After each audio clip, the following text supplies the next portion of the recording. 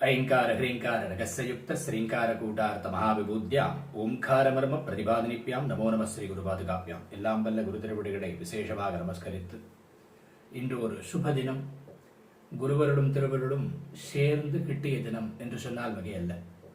ஆம், மணித்வீப பீடத்தினுடைய 20வது நூல் வெளியீட்டு விழா இன்று நடக்கிறது. குருவருள் இல்லைன்னு சொன்னா இதெல்லாம் நடந்திருக்குமா அப்படின்னு கேட்டால் நிச்சயம் கிடையாது.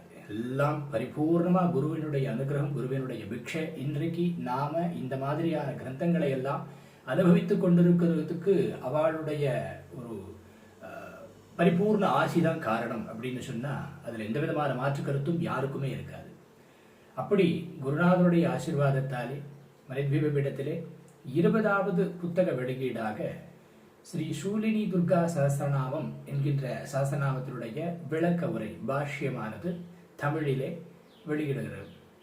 முதன்முறையாக இந்த சூலினி துர்கா சஹஸ்ரநாமத்துக்கு பாஷ்யமானது வெளிவருவது அப்படிங்கிறது, அதுவும் மணித்வீப பீடத்தின் மூலமாக வெளிவருவது அப்படிங்கிறது குருநாதருடைய பரிபூர்ண கிருப்பை, அவர் போட்ட பரிபூர்ண ஆசீர்வாதமும் பிக்ஷையும் தான் காரணம். வேற எந்த காரணமும் இதற்கு யாரும் சொந்தம் கொண்டாட முடியாதபடி ஸ்திரமா நிற்கிறது அந்த இடத்துல.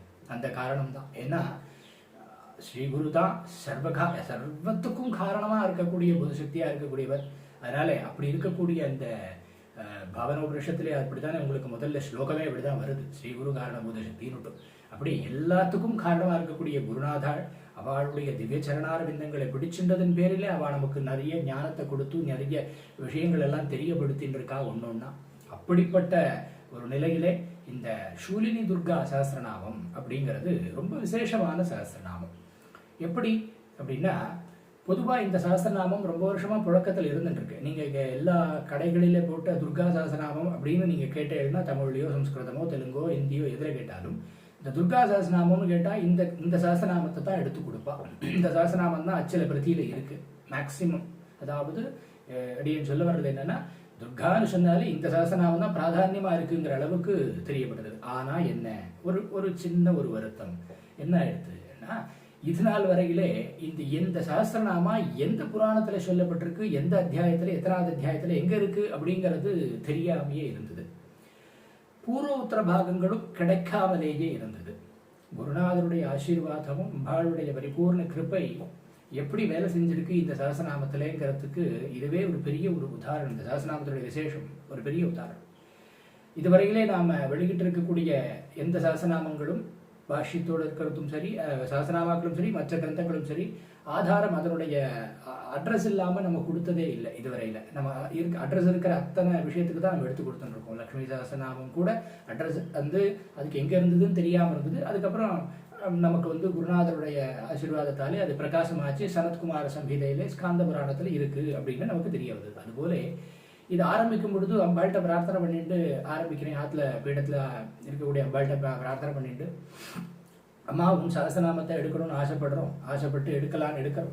இதுவரையிலே நம்ம நீ எனக்கு விலாசம் இல்லாத ஒரு விஷயத்தை நீ என் கண்ணில் காட்டல. இன்னைக்கு இதை காட்டியிருக்க, இதை பண்ணுன்னு சொல்லி ஒரு உத்தரவு வந்திருக்கு. இதை பண்றோம். இது பண்ணி முடிக்கிறதுக்குள்ள எப்படியாவது இதனுடைய அட்ரஸை, எனக்கு விலாசத்தை, இந்த சஹஸ்ரநாமத்தினுடைய விலாசத்தை எப்படியாவது எடுத்து கொடுத்துருவோம்னு சொல்லி சங்கல்பம் வச்சுட்டு தான் இதை ஆரம்பிச்சோம். கிட்டத்தட்ட 900 நாம கிட்ட பூர்த்தியாக சமயத்துல ஒரு நபர், அவர் எதேச்சியா போன் பண்ண, அவரிடத்துல எதேச்சியா இதை பத்தி நாம பேச, அவர் ஒரு 10 நிமிஷம் இருங்கோன்னு சொல்லிட்டு வரேன் அப்படின்னு கால் கட் பண்ணிட்டு ஒரு 10-15 நிமிஷம் கழிச்சு ஒரு மெசேஜ் ஒன்று அனுப்பி, டெலிகிராமில் ஒரு மெசேஜ் அனுப்பிச்சிருக்கேன் பாருங்கண்ணா அப்படின்னு. எடுத்து பார்த்தா இந்த சஹஸ்ரநாமத்துக்கு ரிஷ்யாதி ஞாசங்களோட பூர்வ உத்தர பாகங்களோட அவ தாத்தா கைப்பட எழுதி வச்சிருந்த ஓலைச்சுவடியை எடுத்து எனக்கு போட்டோ எடுத்து அனுப்பினார். நமக்கு அம்பாள உடனே எனக்கு ஒன்றும் புரியல. நான் அவருக்கு நன்றி கூட முதல்ல அவர்கிட்ட சொல்றதுக்கு கூட எனக்கு அது டக்குன்னு தோணலை. எனக்கு கண்ணில் செலவு வந்துருது. அப்பா, என்ன ஒரு கடாட்சம், என்ன ஒரு பிரார்த்தனையினுடைய பலித்தம். இப்போ அன்னைக்கு தான் உட்காந்து என்னம்மா 900 நாமா வந்துடுதே, கிடைக்கலையே, இப்படி ஏங்க விடுறியே அப்படின்னு கேட்டுட்டு இருக்கும் பொழுதே இந்த கணபாடிகள் மூலமாக அவ தாத்தா எழுதி வச்சுருந்த அந்த ஒரு விஷயம் கையில் கிடைக்கிறதுன்னு சொன்னால் இது அவளுடைய கருணை அப்படிங்கிறது இல்லாமல் வேற என்ன சொல்லணும். இந்த ஒன்னே போரும், இந்த ஒரு நிகழ்வே இந்த சஹஸ்ரநாமத்தினுடைய ஒரு பெரிய ஒரு விசேஷத்தை நமக்கு கண்கூடா புரிய வச்சிடுத்து அப்படின்றது தான் யதார்த்தமான உண்மை. எந்த மாதிரியான விஷயங்கள்லாம் நம்ம தேடுறோமோ அந்த மாதிரியான விஷயங்கள் நமக்கு கிடைக்கணும்னு சொன்னால் முதல்ல குருவருள் இருக்கணும், திருவருளும் இருக்கணும். அந்த தேவதையும் அனுகிரகம் பண்ணணும், எல்லாத்துக்கும் மேலே அந்த தெய்வத்தை அனுகிரகம் பண்ணணும்னு சொன்னால் குருவருள் இருக்கணும். இது இருக்குது அப்படிங்கிறதுக்கு பிரத்யட்சமாக ரெண்டுமே உலகத்தில் இருக்குது. குருவருளும் உலகத்தில் இருக்குது, திருவருளும் உலகத்தில் இருக்குது. இன்றைய காலகட்டத்திலும் இருக்குது, இன்றைய காலகட்டத்திலும் இருக்கும் அப்படிங்கிறத ஊர்ஜிதப்படுத்தும் விதமாக இப்படி ஒரு விஷயம் நமக்கு கண்ணில் பட்டுது, கண்ணில் கிடைச்சது உடனே நான் அதுக்கப்புறம் தான் அவருக்கு நன்றி சொன்னேன். அண்ணா ரொம்ப நன்றி, நான் இருக்கட்டும், நான் பரவாயில்ல, இதுக்கு என்ன இருக்கு அப்படின்னு. அப்புறம் அதை எடுத்து உட்காந்து பார்க்கும் பொழுது அந்த கையெழுத்தில் கொஞ்சம் எனக்கு அந்த ரொம்ப பழைய கிரந்தமாக இருக்கிறதுனாலையும், ரெண்டாவது அவர் கையில் எழுதினதாலையும் சில விஷயங்கள் புரியல. அப்புறம் அவர்கிட்டயே அந்த எனக்கு யார் அனுப்பினாரோ அவர்கிட்டயே உட்காந்து நான் எனக்கு புரிஞ்ச வரையும் டைப் பண்ணி அனுப்புறேன், சரியா இருக்கா செக் பண்ணி பாருங்க, ப்ரூஃப்க்கு பாருங்கன்னு பூர்வத்திர பாகங்கள் அவர் தான் ப்ரூஃப் பார்த்தே கொடுத்தார்.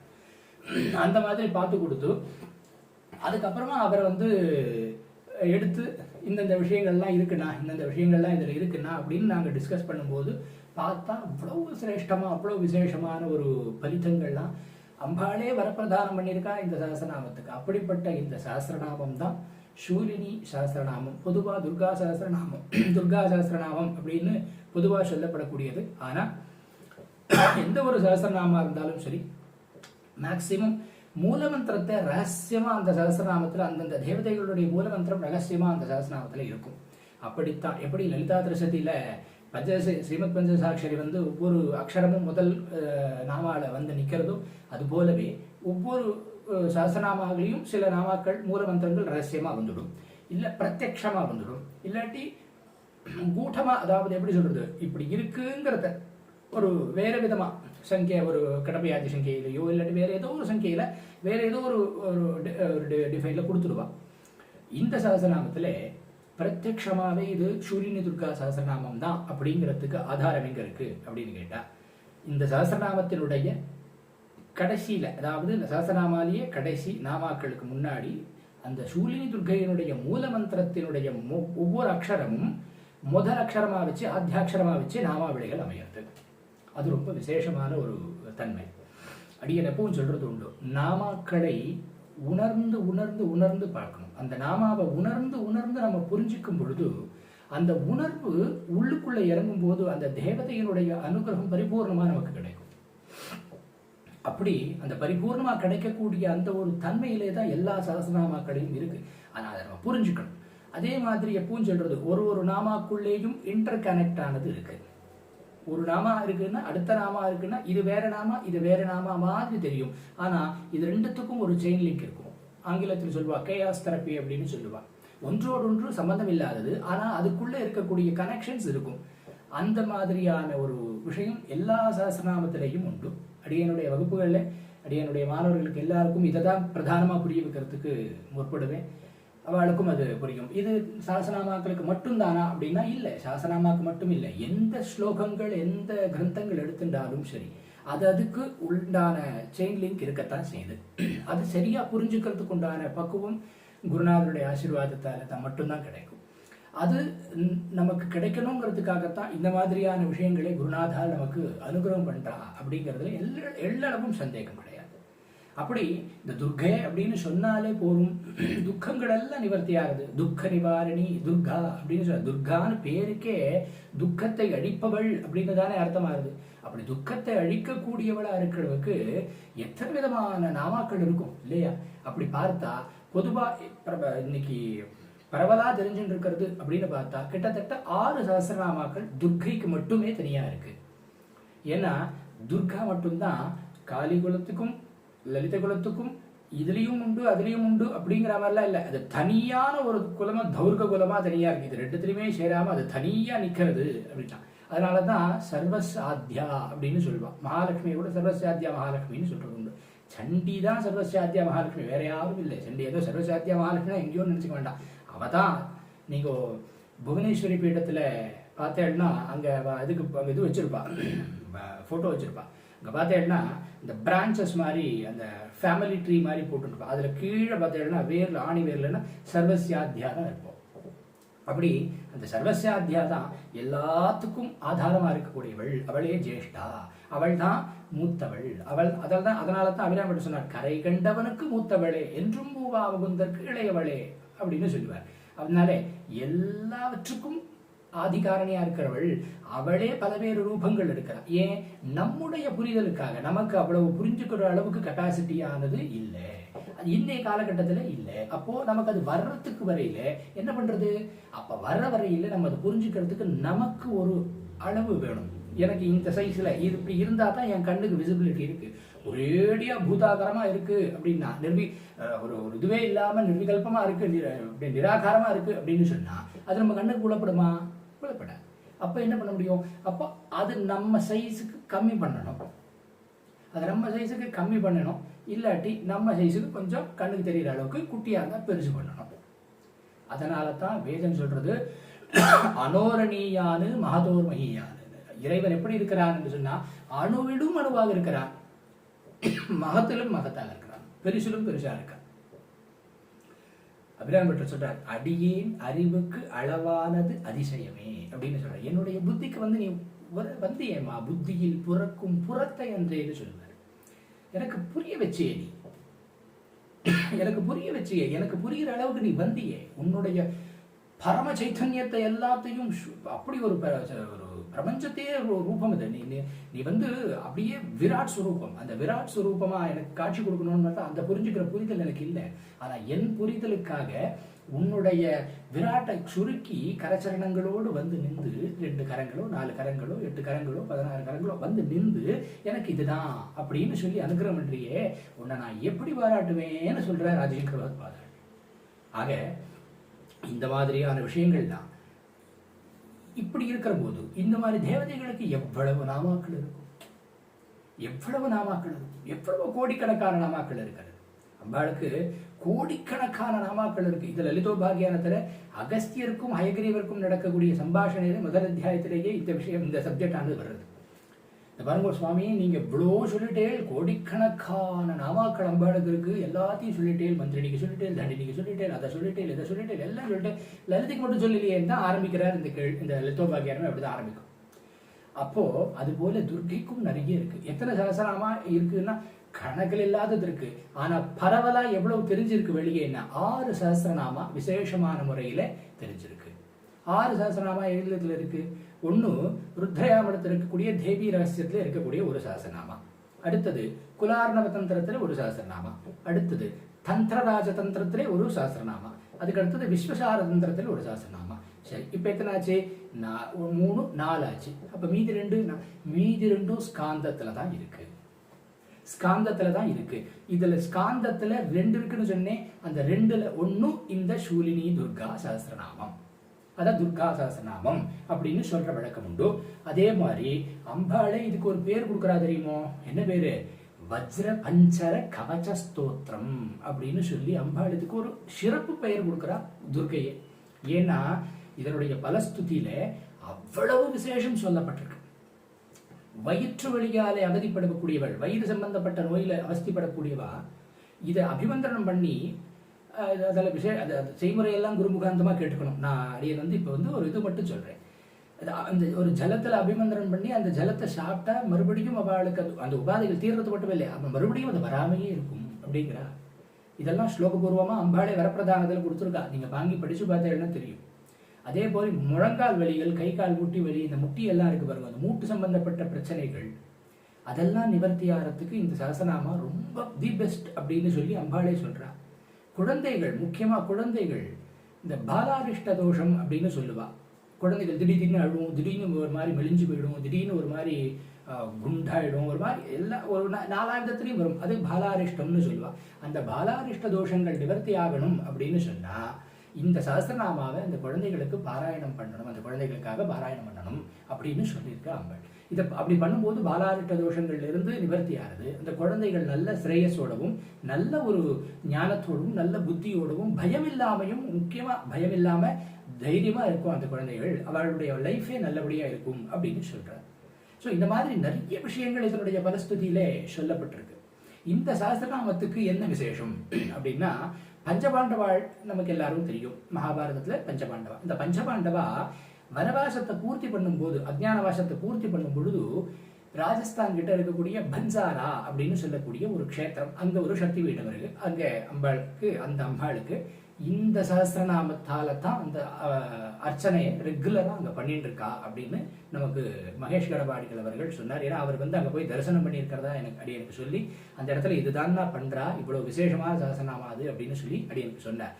அதை பத்தி மேற்கொண்டு தரவுகள் தேடிட்டு இருக்கும் பொழுது, இந்த பஞ்சபாண்டவா அங்க போய் அந்த அம்பாளை பிரார்த்தனை பண்ணி அஜ்ஞான வாசத்தை பூர்த்தி பண்றது நல்லபடியா பூர்த்தி ஆகணும்னு சொல்லி பிரார்த்தனை பண்ணி எல்லாம் பூஜையெல்லாம் பண்ணிட்டு இந்த சஹஸ்ரநாமத்தால தான் அர்ச்சனையை விசேஷமான முறையில பண்ணியிருக்கா. அந்த சஹஸ்ரநாமத்தால பண்ண அர்ச்சனையை ஏற்றுண்டு அம்பாள் சந்தோஷிச்சு அவளுக்கு பலவேறு வரங்களை கொடுத்துட்டு, அது மட்டும் இல்லை, விசேஷமான பல அஸ்திரங்களை கொடுக்குறா. அதுல முக்கியமான ஒரு அஸ்திரம் என்ன அப்படின்னா, அர்ஜுனன்ட்ட கொடுக்குறா சம்மோகனாஸ்திரம் அப்படின்னு ஒரு அஸ்திரம்.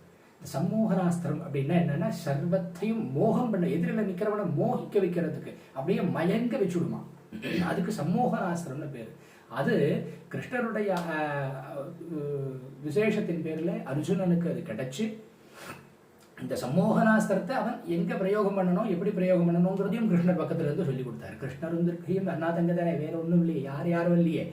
அண்ணாவும் தந்தையும் மாத்தி மாத்தி உலகத்தை நடத்தின்னு இருக்கா, உலகத்தை இயக்கின்னு இருக்கா, உலகத்தை அழிச்சுட்டு இருக்கா, உலகத்தை மறுபடியும் வரைச்சுட்டு இருக்கா, மறுபடியும் அனுகிரகம் பண்ணிட்டு இருக்கா. இவாதான் பண்ணிட்டு இருக்கா. ரெண்டும் ஒண்ணுதான். அண்ணாவும் தங்கன் நம்ம புரிதலுக்காக இருக்கிறது ஒண்ணுதான். சர்வசைதன்ய ரூபாபியம் ஆத்யாம் சக்தி, எல்லாம் அவதான். அந்த ஆத்யாம் சக்தி தான். அந்த ஆத்யாம் சக்தி எல்லாத்துக்கும் காரணியா இருக்கு, சகலத்துக்கும் காரணியா இருக்கு. அதனாலதான் அவள் தமக்கு அன்னையும் ஆகினல் ஆகையினால் இவளே கடவுளர் யாவர்க்கும் மேலே இறைவியுமாம் அப்படின்னு சொல்லி அபிராமி பட்டர் அங்கே நமக்கு கொடுக்கிறார். திட்டவட்டமா கொடுக்கிறார், ஆணைத்தனமா கொடுக்கிறார்.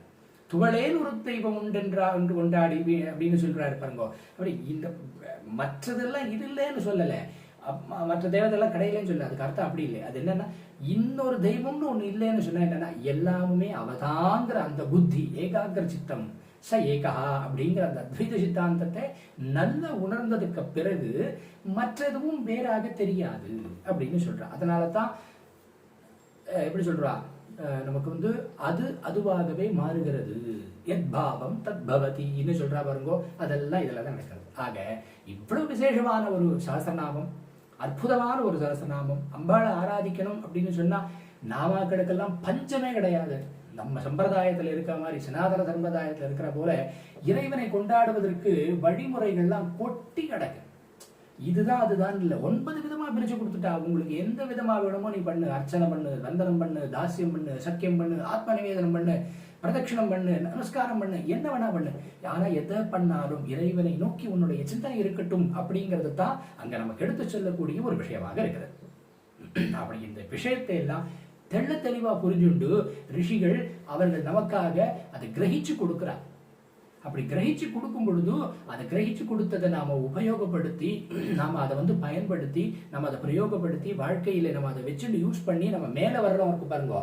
அதுதான் ரிஷிகளுக்கு நாம செய்யக்கூடிய, அல்லது நமக்கு முன்னாடி இருந்த மூதாதையர்களுக்கு நாம செய்யக்கூடிய ஒரு பெரிய மரியாதை. என்னன்னா, அவர்கள் காட்டிய வழியிலே நடப்பது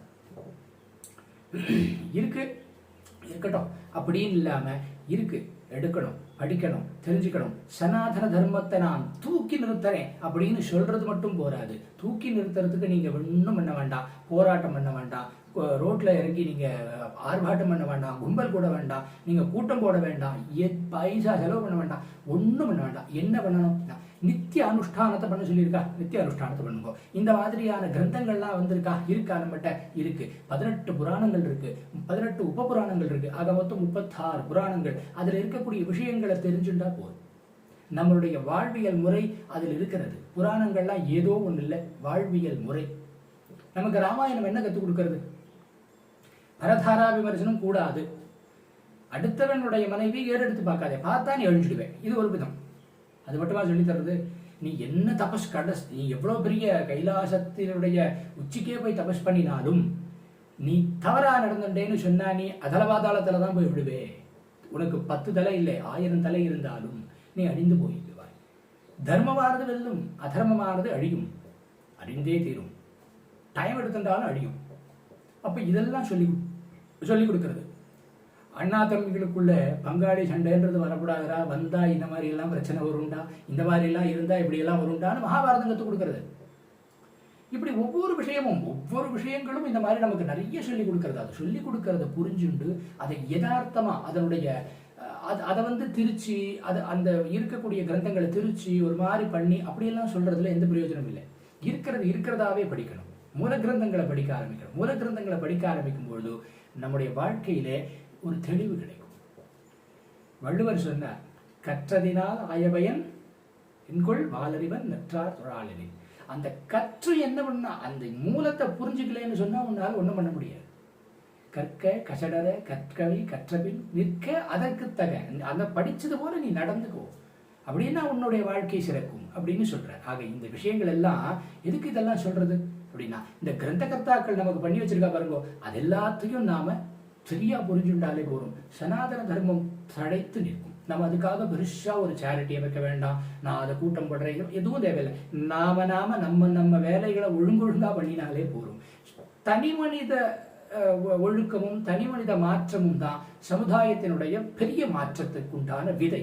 அந்த விதையை சரியா நம்ம போடணும்னா இந்த மாதிரியான கிரந்தங்கள், இந்த மாதிரியான விஷயங்கள் சனாதன தர்மத்துல என்னென்ன இருக்கு அப்படிங்கறத தெள்ளத்தெளிவா புரிஞ்சுக்கணும். அதை தெள்ளத்தெளிவா புரிஞ்சுட்டோம் அப்படின்னு சொன்னா நம்முடைய வாழ்க்கையில் அதை பயன்படுத்த ஆரம்பித்து விட்டோம்னா ஒவ்வொரு சந்தர்ப்பத்திலையும் ராமன் இந்த சந்தர்ப்பத்தில் என்ன பண்ணா, அப்படி பண்ணா, கிருஷ்ணன் என்ன பண்ணா, இப்படி பண்ணா, ஓ இப்படி பண்ணா இது இப்படி பண்ணா இது, ஓகே நம்மளும் இப்படிதான் பண்ணணும் அப்படிங்கிற அந்த ஒரு புரிதலா இருந்து வரும். அதுக்கு நாம முழுசா ஒழுங்கா உருப்படியா கத்துக்கணும். ஏதோ இன்றைய பொழுதுல யாரையும் குறை சொல்வதற்காக சொல்லலை, இன்றைய பொழுதுல இந்த சமூக ஊடகங்கள்லாம் பெருகி வந்துட்டதால எல்லாரும் பேசுறோம், எல்லாரும் எழுதுறோம், எல்லாரும் பண்றோம். யார் பண்ணாலும் சரி, எப்பொருள் யார் யார் வாய் கேட்பினும் அப்பொருள் மெய்ப்பொருள் காண்பதறிவுன்னு சொல்லி வள்ளுவ பெருந்தகை சொல்றேன். அப்போ எது யதார்த்தமான விஷயம், எது உண்மையான விஷயம், இதிஹாசம்னு பேர் இருக்கு. ஏன் இது இப்படியே நடந்தது அப்படிங்கிறதுக்கு தான் இதிஹாசா அப்படின்னு சொல்றான். இதிஹாசம் இப்படிதான் நடந்தது, இது இப்படியே நடந்தது, அதை அப்படியே சொல்லிட்டேன். என்ன நடந்திருக்கு, வால்மீகி பகவானும் சரி, வியாச பகவானும் சரி, இந்த மாதிரி இது இப்படிதான் நடந்தது, இதனால அவனுக்கு இப்படி ஆச்சு, நீ எதை சூஸ் பண்றீ நீ சூஸ் பண்ணிக்கோ அப்படின்னு விட்டுட்டார் நம்ம கிட்ட. நீ இப்படிதான் இருக்கணும்னு நமக்கு அவ யாருமே இன்சிஸ்ட் பண்ணல. பிகாஸ் இன்சிஸ்ட் பண்ணி யாரையும் மாற்ற முடியாது. மாற்றம்ங்கிறது அவரவர்களுக்குள்ளே தான் வரணும். இப்போ அடியே நான் சொல்றேன், இன்னிலேருந்து நீங்க இதை பண்ணக்கூடாது என்ன அப்படின்னா உடனே நீங்க மாறிடுவேல, நான் அப்படின்னு சொன்னாலும் அந்த வார்த்தை உங்களுக்கு உள்ள போய் புரிஞ்சு மாறணும்னு உங்களுக்குள்ளேயே ஒரு எண்ணம் வந்தா மட்டும்தான் மாற முடியும். அப்படித்தான் ஒவ்வொரு மனிதருக்கும். ஆக அந்த மாற்றங்கள் எப்படி உள்ளுக்குள்ளேருந்து வரணும்னா, இந்த உள்ளுக்குள்ளேருந்து வரக்கூடிய மாற்றங்கள் அகத்தெளிவினால் வரும். அகத்தெளிவு எப்படி வரும்? அகத்தெளிவு உபாசனையினாலும் அனுஷ்டானத்தினாலும் வருகிறது. உபாசனை அப்படின்னு சொன்ன உடனே ஏதோ பெரிய விஷயம் அப்படின்னு சொல்லுவாங்க. உபாசனை என்ன, பக்கத்துல போய் உட்கார்ந்துட்டு இறைவனுக்கு பக்கத்திலேயே இருக்கிறது, பிரம்மத்துக்கு பக்கத்திலேயே இருக்கிறது, ஞானத்துக்கு பக்கத்திலேயே இருக்கிறது. இதுக்கு பேர் தான் உபாசனை அப்படின்னு பேரு. அதனாலே இப்ப எல்லாம் உபாசகர்னு பட்டம் போட்டுக்கிறாளே, அதெல்லாம் அப்படி போட்டுக்கிறது அடியனை பொறுத்த வரையில பெருசா ஈடுபாடு இல்லை. ஏன்னா உபாசகர்னு சொன்னா எங்களுக்கு அடியனுக்கு குருநாதர் சொல்வார், உபாசகர்னு சொன்னா அந்த 12 பேரு, இந்திராதி 12 பேர் இருக்கா, அவ உபாசகா, ஸ்ரீவித்யா உபாசகான்னு சொல்லிக்கலாம். அதுக்கு அடுத்தபடியா போனா பாஸ்கராச்சாரியார் பர்யந்தம் இருக்கக்கூடிய மகான்களை சொல்லலாம். அதுக்கப்புறமா இருக்கவாள்லாம் என்ன அப்படின்னு கேட்டா எல்லாரும் அவர்களுடைய வழி பின்பற்றுபவர்கள்னு தான் சொல்லிக்கணும் அப்படின்னு சொல்லுவார். எங்களுக்கு அப்படிதான் அது மனசுல புரிகிறது. ஏன்னா எதுக்கெடுத்தாலும் உபாசகன் விட்டா, உபாசகனேன்னு சொன்னா 24 மணி நேரமும் அவன் அந்த விஷயத்தை தவிர வேற எதையும் சிந்தனை பண்ணாம இருக்கிறவனுக்கு பேர் தான் உபாசகன் அப்படின்னு பேர். இன்றைய வாழ்நிலையில சூழ்நிலையில இருக்க முடியுமா? அவளுக்கு ஆபீஸ் இருக்கு, அவளுக்கு குடும்பம், குழந்தை, குட்டின்னு 1008 இருக்கு. எல்லாம் அந்த பிரம்மனிஷ்டையிலேயே சதாசர்வ காலம் இருக்க முடியுமா? முடியல. அப்போ உபாசகர்கள்னு சொல்லிக்கிறது காட்டிலும் நாம அவளை ஃபாலோயர்ஸ் சொல்லிக்கலாம். நம்மள ஃபாலோயர்ஸ், இந்த பாத்தை ஃபாலோ பண்றோம், இந்த வழியை நாங்கள் தொடர்கிறோம், ஃபாலோ பண்றோம் அப்படி சொல்லிக்கலாம். ஓகே சரி, அதெல்லாம் ஒரு பக்கம் இருக்கட்டும். இப்படி என்ன பண்ணாலும் சரி, இதெல்லாம் எப்ப இந்த தெளிவு கிடைக்கும்? அகத்திலே தெளிவு வரும்போது. அகத்துல தெளிவு எப்போ வரும்? அனுஷ்டானத்துல வரும். அனுஷ்டானத்துல எப்போ வரணும் அப்படின்னா, இந்த மாதிரியான விஷயங்கள் எல்லாம் இப்ப கார்த்தால எழுந்தா தீபம் போடணும், கார்த்தால எழுந்த உடனே குளிச்சுட்டு தீபம் போட்டுட்டு ஆசல்ல கோலம் போட்டு எல்லாம் பண்ணி சுவாமிக்கு நிவேதம் பண்ணி அந்த இடத்துல ஒரு மினிமம் அந்த பஞ்ச பூஜையாவது பஞ்ச உபச்சாரங்களாவது பூஜை பண்ணணும். ஷோடச உபச்சாரம் பண்ண முடியலன்னா பஞ்ச பூஜையாவது பண்ணணும். அப்படி பண்ணும் பொழுது எக்ஸ்ட்ரா டைம் இருக்கு, என்னால் பண்ண முடியும் அப்படின்னா அப்போ லக்ஷ்மி சாஸ்திரநாமோ, துர்கா சாஸ்திரநாமோ, இல்லாட்டி விஷ்ணு சாஸ்திரநாமோ, சிவசாஸ்திரநாமோ இது எல்லாத்தையும் பாராயணம் பண்ணலாம். இல்லாட்டி மந்திர உபதேசம் வாங்கிட்டு இருக்கா அப்படின்னா மந்திரத்தை பாராயணம் பண்ணுங்க, மந்திரத்தை ஜபம் பண்ணலாம் அப்படின்னு இந்த மாதிரியான விஷயங்கள்லாம் நமக்கு கொண்டு வரணும். ஏன் கொண்டு வரணும்? வாழ்வியல் அப்படிங்கிறது ஒரு அருமையான விஷயம். இந்த வாழ்வியலை அருமையா மாத்திக்கணும்னு சொன்னா, ருச்சி உள்ளதாகவும் பயனுள்ளதாகவும் இருக்கிறது மாத்திக்கணும்னு சொன்னா இதெல்லாம் பண்ணணும். இதெல்லாம் பண்ணினா பயனுள்ளதா மாறும் அப்படின்னு சொன்னா என்ன நிச்சயம்? அடுத்த கேள்வி என்ன நிச்சயம்? இதை நீங்க உணர்ந்துதான் பண்ண முடியும். இதை வாயினால் பாடி மனத்தினால் சிந்திக்கன்னு ஆண்டாள் பிராட்டி சொல்றது போல வாயினால சொல்லிப்பாரு, மனசினால சிந்தித்து பாரு, அப்ப உனக்கே புரியும் அப்படிங்கிற கதை தான் இது. அப்போ இந்த சஹஸ்ரநாமங்கள்லாம் இத்தனை கொடுத்திருக்கிறதுக்கு காரணம் என்ன? இறைவனுடைய நாமாக்கள் கோடிக்கணக்கில் இருக்கு. இந்த வாயினால் பாடி மனத்தினால் சிந்திக்கிறதுக்கு உண்டான விஷயங்கள் கோடிக்கணக்கில் இருக்கு.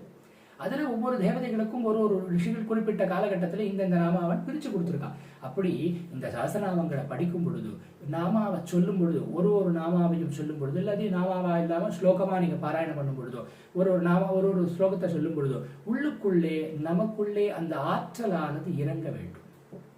உதாரணத்துக்கு அடியேன் தெளிவா புரியுற மாதிரி சொல்றேன். நிறைய பேர் இன்னைக்கு ஒரு மாயையில இருக்கும். எல்லாருமே ஒரு மாயையில் இருக்கும். அவெல்லாம்ப்பா அவர் எவ்வளவு பெரிய வித்வத்தை மதிக்கணும், தப்பு இல்லை. அம்பாளுக்கு எவ்வளவு அழகு தெரியுமா, அந்த கோவில் அம்பாள் அப்படி இருப்பா, அவ்வளவு சக்தி, அவ்வளவு சாநித்தியம், அவ்வளவு விசேஷம் அம்பாள், அந்த சுவாமி. சந்தோஷம். அதனால் உங்களுக்கோ அடியனுக்கோ என்ன பிரயோஜனம்? அடியன் சொல்ற வார்த்தையை கூர்ந்து சரியா கவனிக்கணும், தவறா புரிஞ்சுக்க கூடாது. அந்த கோவில்ல இப்போ திருநீன்றூர் இருக்குது. திருநீன்றூரில் எங்கள் ஹிருதயாலீஸ்வரர் இருக்கார். ஹிருதயாலீஸ்வரருக்கு ஹார்ட் சம்மந்தப்பட்டு எந்த பிரச்சனை வந்தாலும் அவர்கிட்ட வந்தால் தீர்த்துருவார்ப்பா. சந்தோஷம். அதனால் உங்களுக்கு என்ன பிரச்சனை? அதனால் உங்களுக்கு என்ன நன்மை? இங்கே பக்தவத்சல பெருமாள் இருக்கார், வந்தால் அப்படியே வாரி கொடுத்துருவார். சந்தோஷம். அதனால் உங்களுக்கு என்ன நன்மை? நீங்களோ நானோ அந்த க்ஷேத்திரத்துக்கு போய் அந்த சுவாமியினிடத்திலே பிரீத்தியோடு பூஜை பண்ணி அந்த பிரீத்தியின் காரணமாக சுவாமி அந்த அனுகிரகத்தை நமக்கு பண்ணாதான், நம்மளால வாங்க முடிஞ்சாதான் அந்த சுவாமி நமக்கு யூஸ். கரெக்டா? அப்படின்னா யூஸ் இல்லையா? அப்படின்னா அவர் யூஸா தான் இருக்கார். நம்ம யூஸ் பண்ணிக்கிறதுக்கு நாம அதுக்கு நம்மளுடைய ஆண்டனாவை, நம்மளுடைய பாத்திரத்தை சரியா வச்சுக்கல. புரியுறதா? அடியேன் சொல்றத ரொம்ப தெளிவா புரிஞ்சுக்கணும், இல்லைன்னா தப்பா போயிடும் அர்த்தம். இறைவன் எல்லாம் வல்லவன், அவனுக்கு எல்லாம் இருக்கு, அவருக்கு எல்லா சக்தியும் இருக்கு. சரி இருக்கட்டும், உனக்கு என்ன லாபம்? லாபத்தை பார்த்து தான் பக்தி பண்ணணுமா அப்படின்னா, பக்தி ஒன்றது லாபத்தை பார்த்து இல்லை. அந்த பக்தி முத்தனம் அப்படின்னு சொன்னா அதற்கு உண்டான பேசிக் திங்ஸ் வேணும். அந்த ஒன்றுதல் வேணும், இறைவனோடு ஒன்றக்கூடிய அந்த மனநிலை வேணும். அந்த மனநிலை நீங்கள் வாங்கணும், அந்த இறைவனிடத்திலேருந்து வாங்கணும். அப்ப அந்த மனநிலையை இறைவனிடத்திலேருந்து வாங்கணும்னு சொன்னா அந்த வாங்கக்கூடிய தன்மை நமக்கு முதல்ல இருக்கணும், அதை கிரகிக்கக்கூடிய தன்மை நமக்கு இருக்கணும். அடியனுடைய குருநாதர் சொல்வார், ஆண்டனாவை எப்பவும் திட்டி வச்சுக்கோ. எந்த பக்கத்துல இருந்து வேண்டும் என்றாலும் விஷயங்கள் எங்கிருந்து வேண்டும் என்றாலும் ஃப்ரீக்வன்ஸ் வரும். அதை ரிசீவ் பண்றதுக்கு உன் ஆண்டனாவை தெளிவா திட்டி வச்சுக்கோம்பார். அதுபோல தான் அடியனும் அப்படிதான் சொல்லி வகுப்புல அப்படிதான் சொல்லுவேன். எந்த பக்கத்துல இருந்து வேணா வரும், நாலா பக்கத்துல இருந்து வரும். ஆனோபத்ரந்தோ, எங்கிருந்து வேணாலும் எங்கிருந்து வேணாலும் வரட்டும், நாலா பக்கத்துல இருந்தும் வரட்டும், நல்லது. மதுவாதாரதாயதே மதுக்ஷரந்தி சிந்தவா மாத்ரீனஸ்தந்தோஷதி. காத்துல மதுவா வரட்டும், மழையில மது வரட்டும், அப்புறம் தண்ணியில மது வரட்டும், நெருப்புல மது வரட்டும்னு எல்லாம் மது மது மதுன்னு சொல்ல. மது அந்த இடத்துல என்ன? இனிமை இனிமை இனிமை. இனிமைங்கிறது ஞானம். அந்த ஞானமானது எல்லா பக்கத்துல இருந்தும் வரட்டும். அதனால தான் இந்த ஞானம்ங்கிற ஒரு விஷயம் எந்த மூளையில இருந்தாலும் தேடி போய் பிடிக்கணும்.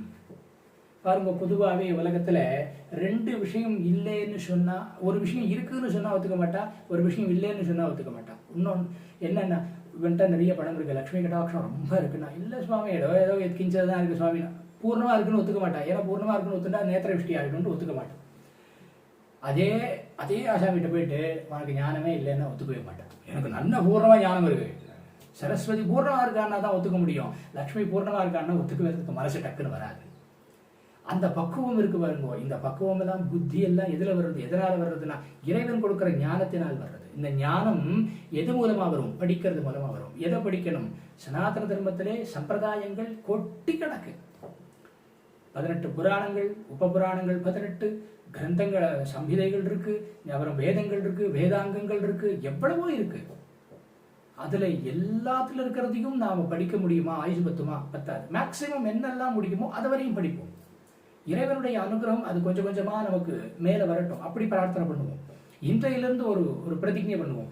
முடிந்த வரையிலே நாம் நம்முடைய க்ஷேத்திரத்தில் இருக்கக்கூடிய எந்தெந்த க்ஷேத்திரத்தில் இருக்கமோ அந்த க்ஷேத்திரத்தை பற்றின புரிதல் எங்கே இருக்கு, அந்த மகாத்மியம் எங்கே இருக்கு, எந்த புராணத்தில் எந்த க்ஷேத்திரத்தினுடைய எந்த மகாத்மியம் இருக்கு, தேட ஆரம்பிப்போம். தேடுவோம், நிச்சயமா கிடைக்கும். நிறைய இடத்துக்கு கிடைக்கிறது, சில இடத்துக்கு கிடைக்கலனாலும் பரவாயில்ல, தேடுவோம், பிரார்த்தனை பண்ணுவோம். பிரயத்தனை விட்டா கண்டிப்பா வரும். முயற்சி தன் மெய்வருத்த கூலி தரும், அது கண்டிப்பா கிடைக்கும். அப்போ இதெல்லாம் பண்ணுவோம். அப்ப இதெல்லாம் பண்ணணும்னு சொன்னா இறைவனை ஆராதித்து இறைவனோடு சம்பந்தப்படுத்தி கொண்டு இறைவனோடு நமக்கு ஒரு நட்புறவை உருவாக்கி கொள்ள வேண்டும். அப்படி அந்த நட்புறவை உருவாக்கி கொள்றதுக்கு தான் இந்த பூஜைகள், முறைகள், அபிஷேகம், போக்குவரத்து எல்லாம். அப்படி நாம சொல்லி ஒரு அர்ச்சனை பண்றோம். இப்ப இன்னைக்கெல்லாம் ஒரு காரியமாகணும்னு சொன்னா அவர் அப்படியாக்கும், இவர் இப்படியாக்கும், அவர் இதுவாக்கும், அவர் இதுவாக்கும், ஆஹா ஓஹோன்னு புகழ்ந்து தள்ளிடுறோம். சாமானியப்பட்ட நம்மளை போல இருக்க மனுஷாலேயே புகழ்ந்து தள்ளுறோம். இறைவன் அவரை நாம எப்பேற்பட்ட ஒரு தன்மை இருக்கக்கூடிய ஒரு சைத்தன்யம், அது பரம சைத்தன்யம். அந்த பரம சைத்தன்யத்தை நம்ம எப்படி கொண்டாடும்? அதுக்கு இந்த நாமாக்களை சொல்லி, அதுக்கு அவருடைய பெருமைகளை சொல்லி, நாமாக்கள்ங்கிறது என்னது? நாமான்னு சொல்லிட்டு இருக்கே, என்னது நாமான்னா? நாமான்னா என்னது? ஒன்றும் இல்லை, இறைவனுடைய புகழ். அப்படியே எப்பவும் சொல்றது உண்டு. லலிதா சஹஸ்ரநாமத்தையே பிரதானம் எடுத்துப்போம். லலிதா சஹஸ்ரநாமத்துல ரெண்டு நாமாவளி தான் இருக்கு. லலிதா சஹஸ்ரநாமத்துல மொத்தமே 2 நாமாவளி தான். 1000 நாமாவளி இருக்கே சுவாமி, இதான் பைத்தியகாரமா பேசுறேன். 1000 நாமாவளியாக இருக்கிறது, ஆனா உண்மையில் நாமாவளி 2 தான். என்ன கேள்வி வர்றது? யாரும் அம்மா. அந்த கண்டென்ட்டை புரிஞ்சுக்கணும். யாரும் அம்மா, அவள் ஸ்ரீமாதா. யாரு? கடைசியில முடிகிறது சிவசக்திக ரூபிணி லலிதாம்பிகா. இது 2 தான் கண்டென்ட். ஆக்சுவல் ஒரிஜினல் சஹஸ்ரநாமாவுடைய கண்டென்ட் இது 2 தான். அப்ப மீதி 998 என்னது அப்படின்னா இந்த ஸ்ரீமாதாவினுடைய விஷயங்களினுடைய விரிவாக்கம் அப்படி சொல்லலாம். அல்லது ஸ்ரீமாதாவுக்கு உண்டான டெஃபினிஷன்ஸ் அப்படி சொல்லலாம். ஸ்ரீமாதாவுக்கும் இந்த லலிதைக்கும் இருக்கக்கூடிய டெஃபினிஷன்ஸ் மற்றதெல்லாம். அப்ப இது அத்தனையும் அவர்களுடைய பெருமை. அவ சிதக்னி குண்டத்திலேருந்து வந்தா, அதுலேருந்து உற்பத்தியானா, இதுலேருந்து வந்தா, இந்த சிந்தாமணி குண்ட இதுல கிரகத்துல இருக்கா, இது எல்லாத்தையும் சொல்லி அவருடைய விலாசத்தை சொல்றது மீதி 998 நாமம். அப்படித்தான் இந்த சஹஸ்ரநாமங்களிலும், இந்த சூரியன் துர்கா சஹஸ்ரநாமத்திலையும் அப்படித்தான் இருக்கிறது. மூலமந்திரம் கடைசியா மூலமந்திரத்துல வந்து நிக்கிறது. அந்த மூலமந்திரத்துல வந்து தான் முடிகிறது சஹஸ்ரநாமம். அப்படி மூலமந்திரத்துல வந்து முடிகிற சஹஸ்ரநாமம் ரொம்ப விசேஷமானது. அப்படி இந்த விதமா இருக்கக்கூடிய இந்த சஹஸ்ரநாமாவை அதி அற்புதமான முறையிலே கிரந்தகர்த்தாவா இருக்கக்கூடிய அந்த சுப்பிரமணியர், அதாவது சுப்பிரமணியர்னா சாட்சாத் ஞானம், சும்மா கிடையாது. அந்த ஞானாதிகாரி ஞானஸ்கந்த மூர்த்தி அகஸ்தியருக்கு உபதேசம் பண்றார். இது எங்க இருக்கு? முதல்ல இவ்வளவு பெருசா பேசினியே, இந்த சஹஸ்ரநாமா எங்க இருக்குன்னு முதல்ல சொன்னியா அப்படின்னா முதல்ல சொன்னேன், இருந்தாலும் இப்பவும் சொல்றேன். இந்த சஹஸ்ரநாமா எதில் இருக்கு? ஸ்காந்த புராணத்திலே க்ஷேத்திர வைபவ கண்டம் அப்படின்னு சொல்லக்கூடிய அந்த கண்டத்திலே 96வது அத்தியாயத்திலே இந்த சஹஸ்ரநாமாவானது வருகிறது. இதை நிறைய பேர் பார்வதி சஹஸ்ரநாமா அப்படின்னு சொல்ற வழக்கம் உண்டு, அப்படின்லாம் சொல்லிட்டு இருந்தா. ஆனா இது பார்வதி சஹஸ்ரநாமா கிடையாது. பூர்ணமா சூலினி துர்க்கையினுடைய ரூபங்கள் தான் இதுல இருக்கு. நாமாக்களினுடைய விஷயங்களிலேயும் வரக்கூடிய நாமாக்களுடைய தன்மை அர்த்தத்தை எடுத்துட்டாலும் சூலினி துர்காவுடைய சஹஸ்ரநாமா தான் அப்படிங்கிறத ஒரு நாமாவும் அழகா கொண்டு வருது. எல்லாம் சரபேஸ்வரரோடு சேர்ந்து சம்மேளனமா தான் இந்த நாமாக்கள் ரொம்ப அழகா வந்துட்டு இருக்கு. அவருடைய கண் பார்வையிலே இருக்கிறவள், அவளுடைய கண் பார்வையை அவளுக்கு ஆடையா வச்சுட்டு இருக்கிறவள், இப்படியெல்லாம் தான் நாமாக்கள் வந்து நிக்கிறது. அவ்வளவு அருமையா இருக்கு. ஆக இந்த சஹஸ்ரநாமாவானது ஸ்காந்த புராணத்திலே க்ஷேத்திர வைபவ கண்டத்திலே 96வது அத்தியாயத்திலே இருக்கக்கூடிய சுப்பிரமணியருக்கும் அகஸ்தியருக்கும் நடக்கக்கூடிய சம்பாஷணையில வரக்கூடிய விஷயமாகத்தான் இருக்கு. சரியா?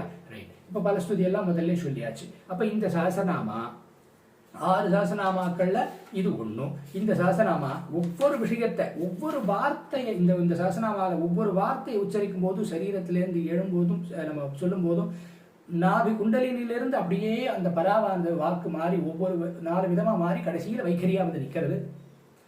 அப்படி அந்த வைக்கரியா வந்து நிக்கிறது தான் நம்ம வைக்கரி வாக்கத்தான் பேச்சு அப்படின்னு சொல்றோம். பரா பஷ்யந்தி மத்தியா வைக்கரின்னு 4 விதமான ரூபங்கள்ல அம்பாள் வெளிப்படுறா உள்ள இருந்து. அப்படி வெளிப்படக்கூடிய தன்மை மொத்தமும் அக்னிஸ்வரூபமா தான் இருக்கு. அந்த அக்னியும் வாயுவும் கலந்த சுரூபமா தான் இருக்கு.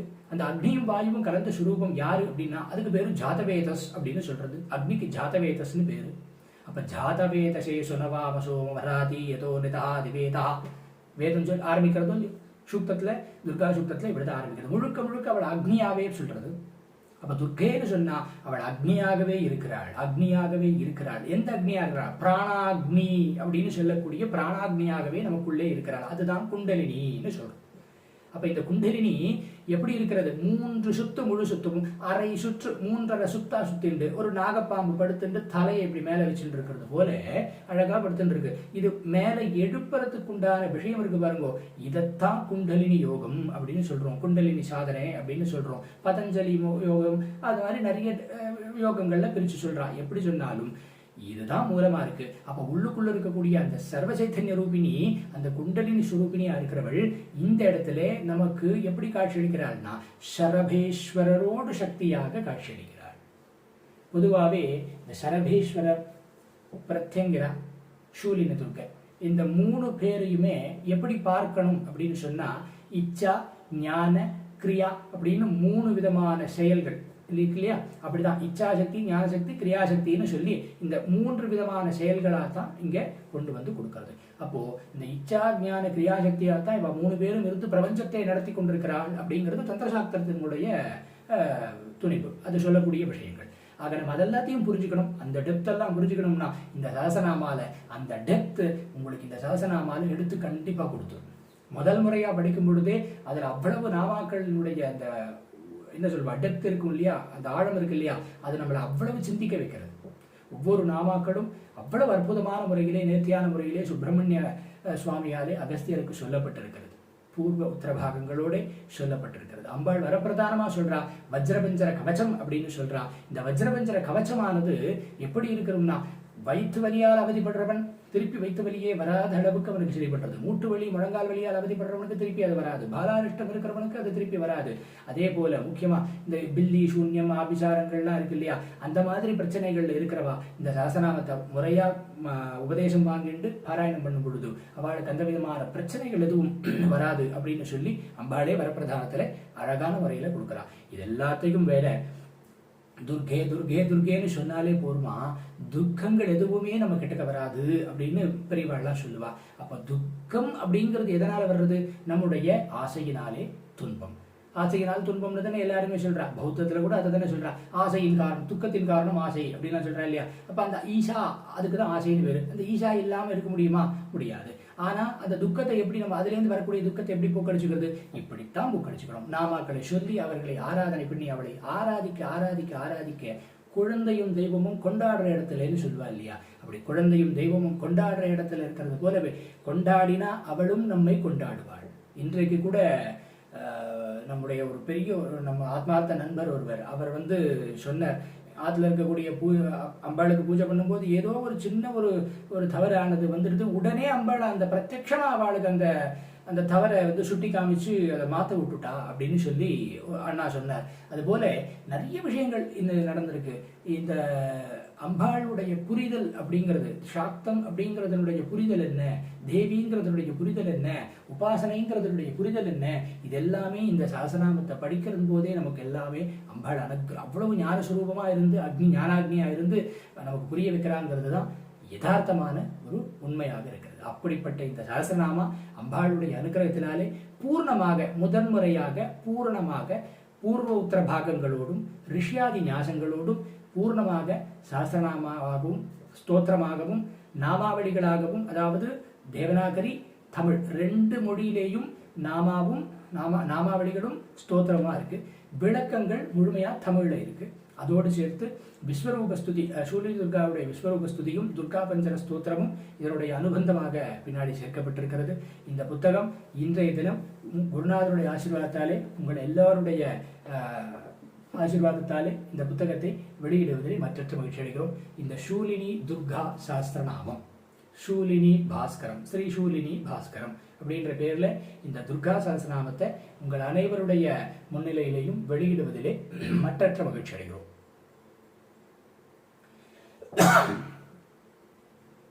இந்த துர்காவுடைய அனுகிரகம் எல்லோருடைய வீட்டிலேயும் கண்டிப்பாக இந்த புத்தகமானது இருக்கணும். ஏன்னா சர்வரட்சணையா சொல்றதுக்கு அம்பாளே சொல்றா பலஸ்துதியில, இது வஜ்ர பஞ்சர கவச ஸ்தோத்திரம் அப்படின்னு சொல்றா. வஜ்ரம்னா வைரம்னு அர்த்தம். வஜ்ரமா இருக்கக்கூடிய கவசமா, வைரம் போன்ற கவசம் போல, நம்ம வைரத்தால பண்ண கவசம் போல நம்மளை அவ்வளவு ரட்சணை பண்ணுமா. அது மட்டும் இல்லை, அம்பாள் சொல்றா, என்னுடைய ஆக்ஞையின் பேரிலே என் கூட இருக்கக்கூடிய சக்திகள்லாம் யார் யாரெல்லாம் இருக்காளோ அவ அத்தனை பேருமே வந்து இந்த சாசநாமத்தை படிச்சு பிரார்த்தனை பண்ணி யார் ஒருத்தன் பிரார்த்தனை பண்றானோ அவனுக்கு என்னுடைய எல்லா விதமான அனைத்து சக்திகளும் அவனுக்கு ரட்சணையா போய் முன்னாடி நிற்கும், உதவியா நிற்கும், நானும் பின்னாடியே வந்து நிற்பேன் அப்படின்னு சத்தியம் பண்ணி கொடுக்குற அம்பாள். இதற்கு மேல என்ன வேணும் நமக்கு? அம்பாள் நம்மளோடய இருக்க போறா. இனி இந்த சாசநாமத்தை படிச்சுட்டா போறோம், அம்பாள் நம்மளோடய இருக்க போறா. படிச்சுட்டா போறோம், கண்டிப்பா இருப்பா, எந்த விதமான சந்தேகம் இல்லை. ஆனா இதுல ஒரு விஷயம் இருக்கு. படிச்சுட்டா போறோம், ஆமா, படிச்சா வந்துடுவா. ஆனா யார் படிக்கணும், எப்படி படிக்கணும்னு ஒரு விதம் இருக்கு. அது குருமுகமா தெரிஞ்சுட்டு தான் படிக்கணும். எல்லாரும் படிக்கலாம், எல்லாருக்கும் இறைவன் பொதுதான், இல்லைன்னு சொல்லு. ஆனா அதனுடைய விதானத்தை தெரிந்து செய்ய வேண்டும். எப்படி பண்ணணும் அப்படின்னு தெரியாம நெருப்பு சமையலுக்கு யூஸ் பண்ண முடியும், வேற ஏதாவது எரிக்கிறதுக்கும் யூஸ் பண்ண முடியும். கையை சுடாம இருக்கிறதுக்கு பிராக்டிஸ் பண்ணிண்டா தான் நெருப்பை ஹேண்டில் பண்ண முடியும். ஏன்னா இது மகாஜ்வாலா, இது ஜுவாலா மாலினி. அம்பாள் பண்டாசுரனுடைய வதத்தின் போர்ல சக்தி சேனைகளுக்கெல்லாம் அவன் இருட்டை கொண்டு வந்து கொடுத்துட்டான். அவரே இதுவாயிடுத்து, அவன் ரட்சணை ஒண்ணுமே இல்லை. அப்ப என்ன பண்ற அம்பாள் லலிதா வந்து சொல்றா, ஜுவாலா மாலினியா எழுந்துக்கோ அப்படின்னு. அவ ஜுவாலா மாலினியா எழுந்துட்டா. கோட்டை 100 யோஜனை 200 யோஜனை 300 யோஜனைன்னு அப்படியே நெருப்பு அப்படியே தக தக தகன்னு மேல போடுது. அந்த வெளிச்சம் மற்ற அத்தனை மோக சக்தி, அவன் மாயா மோக அஸ்திரங்கள் விட்ட எல்லா மாயைகளும் அதுல போயிடுது. அந்த அக்னியின் காரணமா போயிடுதுன்ட்டான். இப்போ சக்தி சேனைகளுக்கே ரட்சணை பண்றா அப்படின்னா நமக்கு பண்ண மாட்டாளா? நம்மளாவும் சக்தி சேனைகள் தானே, நம்மளாவும் இறைவனுடைய சேனைகள் தானே, அதவும் பண்ணுவா. அப்ப நமக்கு பண்ணுவான்னா அந்த பண்ணக்கூடிய தன்மை அவள் இடத்துல எப்படி வாங்கணும்? மறுபடியும் நான் ஆரம்பிச்ச இடத்துக்கே வரேன். அவள் பண்ணுவாள், அதனால் நமக்கு என்ன பிரயோஜனம்? நாம் அதை வாங்கிக் கொள்ள தயாராக தகுதியாக நாம் இருக்க வேண்டும். அந்த ஒரு விதத்தை நாம புரிஞ்சுக்கணும். இறைவன் நல்லவன், இறைவன் எல்லாம் வல்லவன். அந்த எல்லாம் வல்ல சக்தி நமக்கு அனுகிரகம் பண்ணணும்னு சொன்னா அதுக்கேத்தா போல பாத்திரத்தை சரி பண்ணி கொள்ள வேண்டியது நம் பொறுப்பு. அதனாலே குருமுகாந்தமாக முறையாக தெரிந்து கொண்டு இதை அழகா படிச்சு எல்லாருடைய வீட்டிலேயும் அவசியம் இருக்க வேண்டிய, அதுவும் இந்த காலகட்டத்திலே நம்முடைய நாடும் இந்த நம்முடைய வீடும் எல்லாமே நல்லா இருக்கணும்னு சொன்னா இன்றைய காலகட்டத்திலே முக்கியமா நமக்கு பெரிய ரட்சணை தேவை. நம்ம நாட்டுக்கும் பாதுகாப்பு தேவை. சூழல் அப்படித்தான் இருக்கிறது. நம்ம நாட்டுக்கும் பாதுகாப்பு தேவை, வீட்டுக்கும் பாதுகாப்பு தேவை. அதுக்கு ஒரே தேவதை நம்மளோட அம்பாளை கட்டியா பிடிச்சிடும். ஏன்னா ஆபத்துகிங்கரணீயம் அப்படின்னு சொன்னா சரணை வளமும் பாயாகான்னு ஆதிசங்கர பகவத்பாதான்னு நமக்கு சொல்லிவிட்டேன். ஆபத்துல நான் என்ன பண்ணட்டோம்பா, அம்பாளை பிடிச்சுக்கோப்பா, அம்பாளுடைய பாதத்தை பிடிச்சுக்கோப்பா, போரும்பா, ஆபத்தெல்லாம் போயிடும்பா அப்படின்னு சொல்லிட்டேன். அப்ப அந்த ஆபத்தை நீங்கிறதுக்கு தேவியனுடைய சரணங்கள் உதவுறது அப்படின்னு சொன்னா அவளை பிடித்துக் கொள்வதை தவிர வேறொன்னும் கிடையாது. அவளன்றி ஐவரால் ஆவதொன்றில்லை, அவளன்றி ஊர் புகுமாறு அறியேனேன்னு திருமூலர் சொன்னார். அவ இல்லைன்னா 5 பேரும் ஒண்ணு பண்ண மாட்டாப்பா. அவள் இல்லைன்னா ஊர் புகுமாறு, மோட்சங்கிற ஒரு விஷயம், கைவல்யம்ங்கிற ஒரு விஷயம் அவ இல்லைன்னா இல்லை. ஏன்னா மற்ற எத்தனை விஷயங்கள் தேவதை வந்தாலும் 4 மோட்சம், 4 விதமான மோட்சம் தான் கொடுக்க முடியும். சாரூபம், சாமீட்டியம், சாருஷ்டம், சாஷ்டியம்னு சொல்லி 6, அந்த 4 தான் கொடுக்க முடியும். ஆனா அம்பாளை மட்டும்தான் கைவல்யத்தை கொடுப்போம். அதனாலதான் கைவல்ய பததாயினி அப்படின்னு அம்பாளுக்கு நாம. கைவல்யம் வேணும், நமக்கு ஞானம் வேணும். வாழ்க்கையில் இருக்கிற வரையில் இந்த இவ்வுலகத்தில இருக்கிற தேவை அத்தனையும் சுகத்தையும் அனுபவிச்சு எல்லாத்தையும் நல்லபடியா அனுபவிச்சு ஞானத்தை நல்லா பெற்று அம்பாளுடைய சரணத்தை பிடிச்சுக்கணும் அப்படின்னு சொன்னா தேவியினுடைய நாமத்தை சொல்வதை தவிர வேற என்ன வழி? நமக்கு வேற எந்த வழியும் கிடையாது. பாரதி சொன்னா, யாதுவாகி நின்றாய் காளி, எங்கும் நீ நிறைந்தாய், தீமை நன்மை எல்லாம் காளி, தெய்வ லீலை என்று ஒன்று, எல்லாம் உன்னுடைய லீலை தானம்மா, நல்லது கெட்டது எல்லாம் நீதான். அப்படி நீதாங்கிற அந்த ஒரு எண்ணம் அவனுக்கு வரக்கூடிய தன்மை இருக்கு பாருங்க நமக்கு, அது பெருசு. அது வரணும்னா ஞானம் வரணும். ஞானம் வரணும்னா நம்ம படிக்கணும். நம்ம படிக்கணும்னு சொன்னா எதை படிக்கணும்? சாஸ்திரங்களையும் சம்பிரதாயங்களையும் புராணங்களையும் இதிகாசங்களையும் படிக்கணும். அப்படி அதெல்லாத்தையும் படிச்சு நின்று எல்லாம் அப்படி பண்ணினா நிச்சயமாக நம்முடைய வாழ்க்கை சிறக்கும்ங்கிறதுல எந்த விதமான ஒரு மாற்று கருத்தும் இல்லை. ஆக குருநாதருடைய ஆசீர்வாதத்தாலே இன்றைய தினம் உங்கள் அனைவருடைய முன்னிலையிலையும் இந்த சூலினி பாஸ்கரம் அப்படின்னு சொல்லக்கூடிய இந்த சூலினி துர்கா சஹஸ்ரநாமத்தினுடைய விளக்கத்தை அடியேன் உங்கள் முன் சமர்ப்பிக்கிறேன். பெரியோர்கள் அனைவருக்கும் அடியேனுடைய நமஸ்காரங்களை தெரிவித்துக் கொண்டு குருமண்டலத்திலிருந்து இந்த பரியந்தம் இருக்கக்கூடிய அத்தனை குருமார்களுக்கும் அடியேனுடைய மனப்பூர்வமான நமஸ்காரங்களையும் தெரிவித்துக் கொண்டு இந்த புத்தகத்தை வெளியிடுவதிலே மணித்வீபம் மற்றற்ற மகிழ்ச்சி அடைகிறது. அதே போல ஏற்கனவே நாம வெளியிட்டிருந்த 7வது புத்தகமாக வெளியிட்டிருந்த லலிதோபாக்கியானம் ரொம்ப நாளா ஸ்டாக் இல்லாமல் இருந்தது. மறுபடியும் லலிதோபாக்கியானம் இப்பொழுது புதிய வடிவில் பெரிய புத்தகமாக, அதாவது சத்ருசம்ஹார திரிசதி போட்டோம் இல்லையா இப்போ ரீசெண்டாக, அந்த மாதிரி லக்ஷ்மி தந்திரம் போட்ட சைஸ்க்கு 7:9 அப்படிங்கிற அந்த சைஸ்க்கு டபுள் கிரவுன் சைஸ்ன்னு சொல்லுவா இந்த ப்ரெஸ்ல, அந்த சைஸ்ல பெரிய அக்ஷரங்களோடு இப்போ நம்ம விசேஷமான முறையில் இந்த புத்தகத்தை மறுபடியும் ரீபிரிண்ட் வந்திருக்கு, செகண்ட் எடிஷன் வந்திருக்கு. ஆகவே இந்த புத்தகம் லலிதோபாக்கியான மூல ஸ்லோகங்கள் அடங்கிய இந்த பதிவு வேண்டும் என்றாலும் எல்லோரும் வாங்கிக் கொள்ளலாம். இறைவனுடைய அனுகிரகத்தினாலே இந்த ஞாயிற்கிடையேனான எனக்கும் இப்படி ஒரு பெரிய பாக்கியத்தை கொடுக்கறதுக்கு அனுகிரகம் பண்ண குருநாதர்களுக்கும் குரு மண்டலங்கள் இருக்கக்கூடிய அத்தனை குருநாதர்களுக்கும் அம்பாளுக்கும் பெரிய நமஸ்காரத்தை சொல்லிக்கிறோம். அதே சமயத்தில் இந்த இந்த இந்த புத்தகத்தை இன்னைக்கு பூர்த்தியா, இன்னைக்கு தைரியமா முதல் முறையா பூர்ணமா வந்திருக்கு அப்படின்னு நம்ம சொல்லிக்கிறோம்னு சொன்னா அதுக்கு காரணம் பிரம்மஸ்ரீ மகேஸ்வர கணபாடிகள். ஏன்னா அவ தாத்தா தான் அதை கைப்பிரதி எழுதி வச்சுருந்தா, அவர் அதை கொடுத்ததால தான் இன்னைக்கு பூர்வ உத்தரபாகம் நம்மகிட்ட கிடைச்சது. அதனாலே அவளுக்கும் அவர்களுடைய குடும்பத்திற்கும் அடியேன் பணிவான நமஸ்காரத்தை தெரிவிச்சுக்கிறேன். அண்ணாக்கு எப்பவும் போல அவர் ரொம்ப சௌலபியமா நம்மகிட்ட பழகுவார். ரொம்ப வாஞ்ச என்ன வேணும்னாலும் நீங்க கேளுங்கண்ணா, என்னால் முடிஞ்சது பண்றேன்னா, ஹெல்ப் பண்றேன்னா, எதை எடுத்து கொடுக்கணும்னாலும் எடுத்து கொடுக்குறேன்னா அப்படின்னு சொல்லுவார். அப்படி அந்த அந்த ஒரு விஷயமும் அவரிடத்துல அந்த ஒரு குணம் என்றைக்கும் இருக்கிறது. ஆக அந்த மாதிரியான ஒரு நட்பெல்லாம் கிடைக்கிறது ஒரு பூர்வஜன் சுக்கிருதம்னு தான் சொல்லணும். ஏன்னா தன் வரையில பார்த்துட்டு போகாம நம்ம தான் புஸ்தகம் போட போறோம், அவ தானே போட போறா அப்படிங்கிறது இல்லாம நீங்க எடுத்துக்கோங்கண்ணா, பண்ணுங்கண்ணா அப்படின்னு ஒரு ஒரு ஒத்தாசை பண்றது இருக்கு பாருங்க, அது ரொம்ப பெரிய விஷயம். அந்த விஷயத்துல மகேஸ்வர கணபாடிகள் அவர்களுக்கு நமஸ்காரத்தை சொல்லி அவ குடும்பத்தாருக்கும் நமஸ்காரத்தை சொல்லிக்கிறேன். ஏன்னா எடுத்து பரன் மேலேருந்து எடுத்து அவ அண்ணா தான் எடுத்து போட்டோ எடுத்து அமிச்சதா சொன்னார். அதனால அவ எல்லாருக்குமே ஒரு அடியனுடைய பணிவான நமஸ்காரத்தை சொல்லிக்கிறேன். அதே போல இந்த பிழை திருத்தம் அது மாதிரியான விஷயங்களுக்கெல்லாம் ஹெல்ப் பண்ண என்னுடைய அருமை இளவல் பிரம்மஸ்ரீ பிரசாந்த் சர்மா அவர்களுக்கும் மனப்பூர்வமான வாழ்த்துக்களையும் ஆசைகளையும் சொல்லிக் கொள்கிறோம். எப்பவும் எனக்கு உறுதுணையா இருந்து எப்பவுமே கூட வந்து ஒரு சப்போர்ட், நான் இருக்கேன்னா கவலைப்படாதீங்கண்ணா, நான் பார்த்துக்கிறேண்ணா அப்படின்னு சொல்லக்கூடிய என்னுடைய உடன்பிறவா சகோதரன் பிரம்மஸ்ரீ ஸ்ரீகிருஷ்ண சர்மா, ஸ்ரீகிருஷ்ண சங்கர் சுப்பிரமணியம் அவர்களுக்கும் அடியனுடைய பணிவான நமஸ்காரங்களையும் ஆசீர்வாதங்களையும் சொல்லிக்கிறேன். எத்தனை விஷயங்கள் இருந்தாலும் அத்தனை விஷயங்களையும் மனதிலே போட்டு புரிய வைத்து கொடுக்கக்கூடிய குருநாதாளுக்கு தான் மொத்த கிரெடிட்டுமே. இதுல இருக்க எத்தனை கிரெடிட்டுமே, இது இத்தனை பேரும் எதனால ஹெல்ப் பண்ணான்னா குருநாதருடைய ஆசீர்வாதத்தால், இது பரிபூர்ணமா இருக்கிற ஆசீர்வாதத்தால் தான். அதனால சிவானந்த மண்டலின்னு சொல்லக்கூடிய நம்முடைய தீபபீடம் எங்க இருக்குன்னா பிலாங்ஸ் டு சிவானந்த மண்டலி. இந்த சிவானந்த மண்டலின்னு சொல்லக்கூடிய அந்த சிவானந்த மண்டலியில் இருக்கக்கூடிய ஆரம்பத்துல பாஸ்கராச்சாரியார்ல இருந்து ஆரம்பிக்கிறது, பாஸ்கராச்சாரியார்ல இருந்து ஈசான சிவாச்சாரியார்ல இருந்து அப்படியே வந்துட்டு இருக்கு. இன்னைக்கு பர்யந்தம் வரக்கூடிய அத்தனை குருமார்களுக்கும் அத்தனை நம்ம மண்டலி உறுப்பினர்களுக்கும் பெரியவாளுக்கெல்லாம் நமஸ்காரங்களையும் பணிவான நமஸ்காரங்களை தெரிவித்துக் கொள்கிறேன். ஆர்எஸ்எஸ் மாமா ரொம்ப ஆசீர்வாதம் பண்ணார். சண்முகசுந்தர மாமா ரொம்ப சந்தோஷப்பட்டார். இதை கேட்ட உடனே எங்க குருநாதருடைய பரமேஷ்டியுடைய மகன், மூத்த மகன், அவர் ரொம்ப சந்தோஷப்பட்டு ஆசீர்வாதம் பண்ணார். அதே போல இந்த குழு மண்டலி இந்த பேதமெல்லாம் இல்லாம எங்களுக்கு ஆசீர்வாதம் பண்றதுக்கு இன்னொரு பெரிய ஒரு பிரத்யட்சமான ஒரு அம்பாள் அப்படின்னே சொல்லலாம்.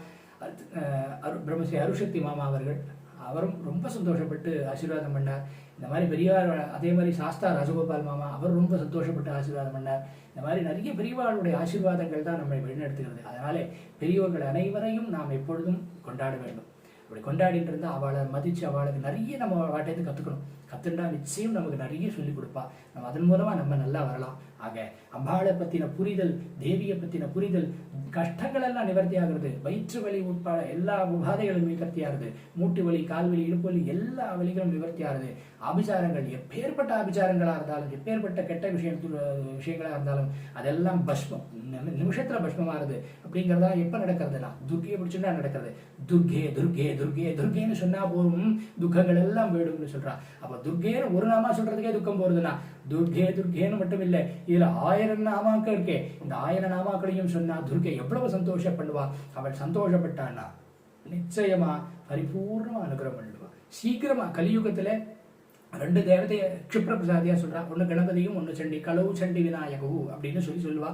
அப்படி இந்த சண்டின்றதால துர்கேனாலும் ஒண்ணுதான். அந்த துர்கேங்கிற அந்த ஒரு விஷயம் அப்படியே கொண்டு வந்து நம்மளை மேல கொண்டு வந்துட்டு அந்த துக்கங்களை எல்லாருக்கும் போக்கட்டும். எல்லாருடைய வீட்டிலேயும் அவசியம் இந்த புஸ்தகமானது இருக்கணும். இந்த புஸ்தகம் கண்டிப்பாக இருக்கணும். ஏன் இருக்கணும்? நீங்க இன்னைக்கு படிக்கலைனாலும் வருங்காலத்துல யாரோ ஒருத்தருக்கு அது யூஸ் ஆகும் அப்படிங்கிற அந்த எண்ணத்துல இந்த புஸ்தகம் கண்டிப்பா வாங்குங்க. புஸ்தகங்கள் செலவல்ல, மூலதனம் அப்படின்னு ஒரு வாக்கியம் உண்டு. நம்ம கூட இப்ப அந்த புஸ்தகத்தை இப்போ வர புஸ்தகங்கள் எல்லாம் அதை நம்ம கூட பிரிண்ட் பண்றோம். அந்த வாக்கியம் நல்லா இருக்குன்னு. காரணம், யாரோ ஒருத்தருக்கு இன்னைக்கு இதை நான் பிரத்யட்சமா உணர்றது எப்போ அப்படின்னா, மகேஸ்வர கணபாடிகளுடைய தாத்தா என்னைக்கோ அந்த காலத்துல அவர் அந்த ஓலைச்சுவடியை செல்லரிச்சு போகும்போது அதை செல்லரிச்சு போடக்கூடாது, அது வேர்ட் எக்ஸ்ட்ரா போயிடக்கூடாதுன்னு அந்த சமயத்தில் எடுத்து எழுதி கைப்பட எழுதி வச்சவே தான் இன்னைக்கு இந்த பூர்வ உத்தரவாதங்கள், ரிஷியாஜ்ஞாசங்கள், இந்த விலாசம் எல்லாம் கிடைச்சது. அப்படி இல்லை அவர் அன்னைக்கு கவனிக்காம இந்த கிரந்த சம்ரட்சணத்தை பண்ணலைன்னு சொன்னா இன்னைக்கு இந்த சஹஸ்ரநாமத்துக்கு அந்த பூர்வோத்தர பாகங்கள்லாம் கிடைச்சிருக்காது. இது எங்க இருக்குன்னே தெரியாத, ஒரு ஐடென்டிபிகேஷனே இல்லாத ஒரு சஹஸ்ரநாமாவா தான் இன்னி வரையும் பார்த்துட்டு இருந்தா. இப்போ தைரியமா ஒரு ஐடென்டிபிகேஷன் இருக்குன்னு நம்ம சொல்றோம் பாருங்க. அது எதனாலே? அன்னைக்கு அந்த மகான்மார் பண்ணி வச்சதா தான். அதைத்தான் இப்ப நம்ம எல்லாரும் பண்ணணும். இந்த கிரந்த சம்ரட்சணம்ங்கிறது என்னவோலாம் இல்லை, முடிந்த வரையிலே நம்மளால் இயன்ற அளவுக்கு, நம்ம சக்திக்கு மீறியெல்லாம் போய் பண்ண வேண்டாம். சக்திக்கு முடிஞ்சு என்னென்ன கிரந்தங்கள் நல்ல நல்ல கிரந்தங்களா இருக்கோ அந்த கிரந்தங்களை சேமிச்சு வச்சாலே போதும். வீட்டிலே காசு பணம் எவ்வளவு சேர்க்கிறோம், தங்கம் எவ்வளவு சேர்க்கிறோம், அதே போல நாம புஸ்தகங்களையும் சேர்க்கணும். எந்த புஸ்தகங்களையும் சேர்க்கணும்னு இருக்கணும். அதுக்கான கல்கி குமுதம் அப்படியெல்லாம் சேர்க்கணும் இல்லை. அதுவும் புஸ்தகம் தான், இல்லைன்னு சொல்ல, அதுவும் ஞானத்தை கொடுக்கறது. ஆனா அந்த ஞானத்தை கூட, ஆத்ம ஞானத்தை கொடுக்கக்கூடிய இந்த விஷயங்கள்லாம் நிறைய இருக்கு. இதெல்லாத்தையும் வைக்கணும். அப்ப இதெல்லாம் கிரந்த சம்ரட்சணம் எதுக்காக? நம்முடைய சந்ததியினருக்காக, நமக்கு பின்னாடி வர யாரோ ஒருத்தருக்கு யூஸ் ஆகும். இன்னைக்கு புத்தகங்களை தேடி, கிரந்தங்களை தேடி, ஓலைகளை தேடி அலையும் பொழுது எங்களுக்கு அது நன்னாவே பிரத்யட்சமா புரியுறது. ரெஃபரன்ஸ் எடுக்கிறதுக்கு தேடும் போது இங்க இருக்கு, அந்த அதுல இருக்கு, இதுல இருக்குன்னா சில விஷயங்கள்லாம் கிடைக்கல. இப்ப ருத்ரயாமலத்து இருக்கு, ருத்ரயாமலம் பூர்வ பாகமே கிடைக்கல, உத்தர பாகத்திலையும் 1% தான் கிடைச்சிருக்கு, பூர்ணமா கிடைக்கல. அதே போல ஆகாச பைரவகல்பம் 0.5% கூட கிடைக்கல. ஸோ இப்படி எல்லாம் தான் இருக்கு. ஸோ அப்போ இதெல்லாத்தையும் நம்ம சேகரித்து வைக்கணும். அதுக்கு தான் கிரந்த சம்ரட்சணம். இந்த கிரந்த சம்ரட்சணத்துக்காகத்தான் இப்போ நான் அடியனும் சரி, அடியன்கிட்ட ஒத்தாசையாக இருக்கக்கூடிய அன்பர்களும் சரி, இதுக்காகத்தான் முயற்சி பண்ணிட்டு இருக்கோம். ஸோ எங்களுக்கு நீங்கள் இந்த கிரந்த சம்ரட்சணத்துக்கு ஒரு சப்போர்ட் பண்ணுங்க. புஸ்தகங்கள் முடிந்த வரையில் ஒரு புத்தகமும் வாங்கினாலும் சந்தோஷம்தான், இல்லை வாங்கினாலும் நிறைய புத்தகங்கள் வாங்கி தானம் பண்ணினாலும் சந்தோஷம்தான், அது உங்களுடைய விருப்பம்.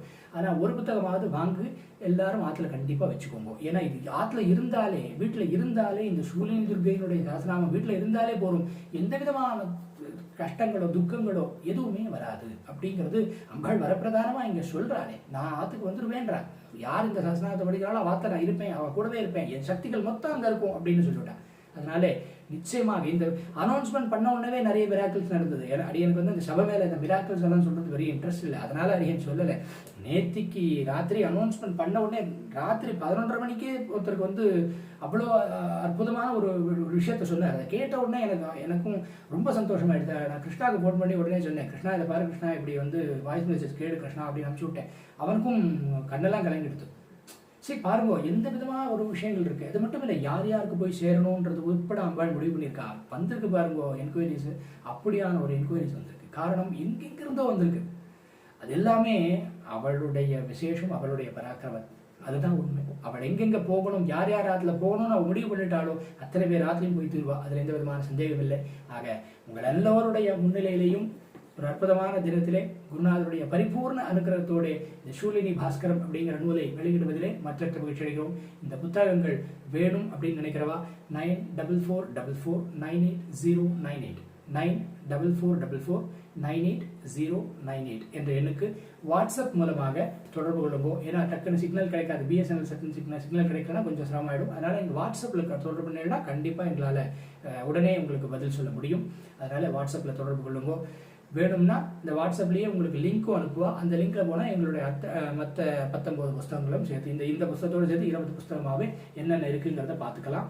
நீங்கள் தாராளமாக கேட்லாகில் போய் பார்த்துட்டு எது வேணுமோ நீங்கள் செலக்ட் பண்ணி இது பண்ணிக்கலாம். ஆக கிரந்த சம்ரட்சணத்துக்கு எங்களோடு பயணிக்கக்கூடிய உங்கள் அனைவரையும், ஏற்கனவே எங்களுக்கு ஆதரவு கொடுத்துட்டு இருக்கிற வாடிக்கையாளர்களுக்கும் சரி, இனி பரப்பக்கூடிய புதிய நண்பர்களுக்கும் சரி, அடியனுடைய பணிவான வாழ்த்துக்களை தெரிவித்துக் கொள்கிறேன், நன்றிகளையும் தெரிவித்துக் கொள்கிறேன். இன்னைக்கு கூட இந்த ஆம்பூர்ல இருந்து ஈஸ்வர பிரகாசானந்த் சுவாமிகள் அவருடைய சிஷ்யாலாம் பேசினா ரொம்ப நன்னா இருக்கு அப்படின்னு சொல்லி ரொம்ப வரலாம் ரெகுலரா நம்மகிட்ட புஸ்தகம் வாங்குறவர். எல்லா புஸ்தகமும் வாங்கியிருக்கா. அவள் வாங்கி அவள் படிச்சிருக்கா, வாங்குறது மட்டும் இல்லை, படிச்சுட்டு அதை பற்றின ரிவ்யூ கொடுத்தா ரொம்ப சந்தோஷமாக இருந்தது, மனதுக்கு ரொம்ப சந்தோஷமாக இருந்து. அவர்களுக்கும் ரெகுலராக வாங்கிட்டு அவள் படிச்சுட்டு ஒரு இதுவை கொடுக்குற எல்லாருக்கும் என்னுடைய நமஸ்காரங்களை தெரிவித்துக் கொண்டு, குருநாதருடைய ஆசீர்வாதம் ஷூலி துர்கை ஒவ்வொருத்தர் வீட்டிலேயும் வந்திருந்து எல்லாருடைய கஷ்டங்களையும் துக்கங்களையும் நிவர்த்தி பண்ணி எல்லோருடைய வாழ்க்கையிலும் மனதிலும் சந்தோஷத்தையும் நிம்மதியையும் அம்பாள் கொடுக்க போறா. கொடுக்கறதுக்கு அவள் தயாராகிட்டா. ஆல்ரெடி இன்னைக்கு கிளம்பியாச்சு, ஒரு குறிப்பிட்ட செட் இன்னைக்கு கிளம்பியாச்சு, இன்னைக்கே கிளம்புறேன் நான் அப்படின்னு சொல்லி கிளம்பிட்டா. கூடிய சீக்கிரம் அநேகமாக நாளைக்கு அவள் ஆத்துக்கு அந்தந்த ஆத்துக்கு போயிட்டு சேர்ந்துருவா. வரவேற்கிறதுக்கு தயாராக இருங்கோ. வந்ததும் என்ன பண்ணுங்கோ, பூஜை அறையில் வைங்கோ. முதல்ல புஸ்தகத்தை பூஜை அறையில் வச்சு அம்பாளுக்கு ஒரு புஷ்பத்தை அந்த புஸ்தகத்தில் சாத்தி ஒரு பிரார்த்தனை பண்ணிட்டு அதுக்கப்புறமா எடுத்து படிக்க ஆரம்பிக்கோ. அம்பாள் கண்டிப்பாக நிச்சயம் எல்லா விதமான நல்லதும் மங்களத்தையும் அம்பாள் கொடுப்பா. துக்க நிவாரணி காமாட்சி மங்கள காமாட்சின்னு சொல்லி எல்லாமே காமாட்சி சுரூபம் தான். துர்கே, சண்டி, லக்ஷ்மி, துர்கா, அவர் எதை சொன்னாலும் காமாட்சி சுரூபம் தான். ஆக காமாட்சி சகலமுமாக இருக்கிறா, சர்வச்சைத்தன்ய ரூபிணியா இருக்கா. அந்த காமாட்சியே இன்னைக்கு நமக்கு ஷூலினி துர்கா ரூபமா வந்து ரக்ஷணா தேவதையா ஒவ்வொரு ஆத்துக்கும் வரப்போறா. தயாரா இருங்கோ. அம்பாள் வர்றதுக்கு தயாராயிட்டா காமாட்சி. ரொம்ப சந்தோஷம். இந்த ஒரு நாளில் இந்த புத்தகம் வெளிவருவதற்கு உதவிய அத்தனை இந்த நல்லுள்ளங்களுக்கும், ப்ரூஃப் பார்த்து கொடுத்த பிரசாந்த் சர்மாவுக்கும், இதை முக்கியமாக அந்த பூர்வோத்தர பாகங்களை கொடுத்து உதவி பண்ண பிரம்மஸ்ரீ மகேஷ கணபாடிகள் அவர்களுக்கும் மனமார்ந்த நன்றிகளையும் வாழ்த்துக்களையும் தெரிவித்துக் கொண்டு மீண்டும் அடுத்த ஒரு நல்ல ஒரு பதிவிலே சந்திப்போம். நமஸ்காரம்.